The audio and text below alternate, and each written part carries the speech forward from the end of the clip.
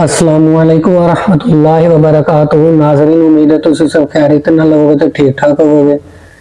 नाज़रीन, अज मैं तुहानू एक होर मीठी मीठी ते प्यारी प्यारी हजूर पाक सल्लल्लाहु अलैहि वसल्लम दी हदीस मुबारक सुनाना चाहना। लेकिन हदीस मुबारक सुनाने तो पहले मैं एक अपनी आइडिया या नज़रिया या जिहड़ा साडा लैवल है दुआ करन दा तुहाडे सामने पेश करना चाहना कि असी मतलब दुआ करने आ ते साडी दुआ नहीं कबूल होंदी। असी कहने यार साडी ते दुआवां ही नहीं कबूल होंदियां ते पता नहीं की गल है।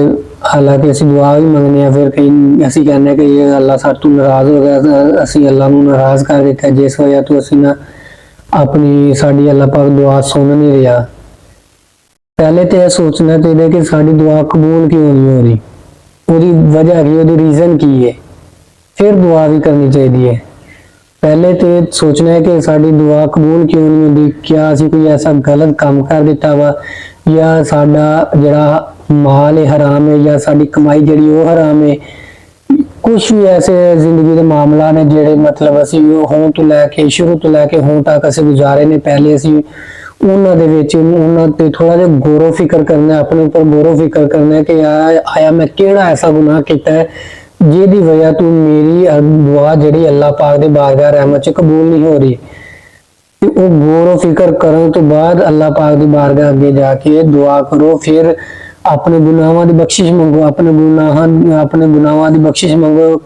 या अल्लाह सुने मैं फलां फलां गुनाह कीता वा, या अल्लाह सुने बेशक तू रहम करन वाला गफूर रहीम, मेरे गुनाह नूं बख्श दे।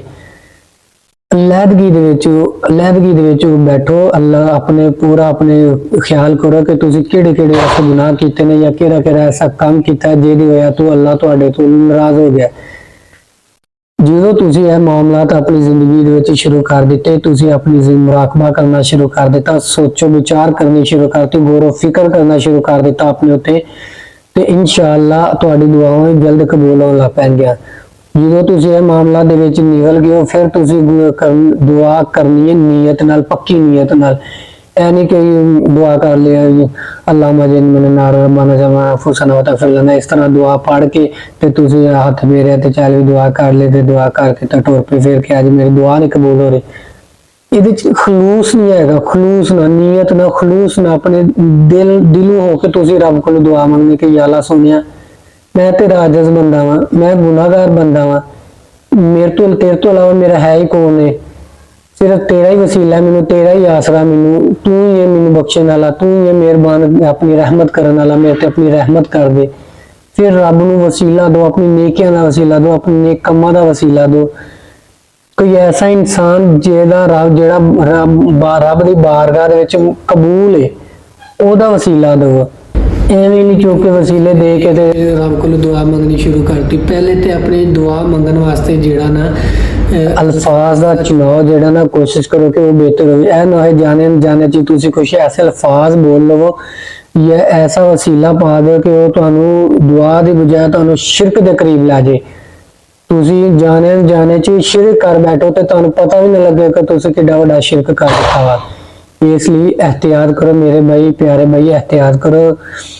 दुआ मंगो, नीयत ना मंगो, खलूस ना मंगो, रब दे अगे गिड़गिड़ा के मंगो, रो के मंगो कि या अल्लाह सुने बस तू ही है, तेरा ही आसरा, तेरे तो अलावा तो है ही कोई नहीं मेरी गल सुनने वाला, ते तू ही सुननी है। मैं तेरे तो अलावा जावां भी तो किधर जावां, ते या अल्लाह सुने तू मेरी दुआ सुन लै। उस तो बाद फिर दुआ मंगोगे ना ते फिर एक हजूर पाक सल्लल्लाहु अलैहि वसल्लम की तुहानू मैं हदीस सुनाना चाहना कि हजूर पाक सल्लल्लाहु अलैहि वसल्लम ने फरमाया कि अजान ते अकामत दे दरमियान जेड़ी भी मंगी हुई दुआ है ना वो कभी रद्द नहीं होएगी।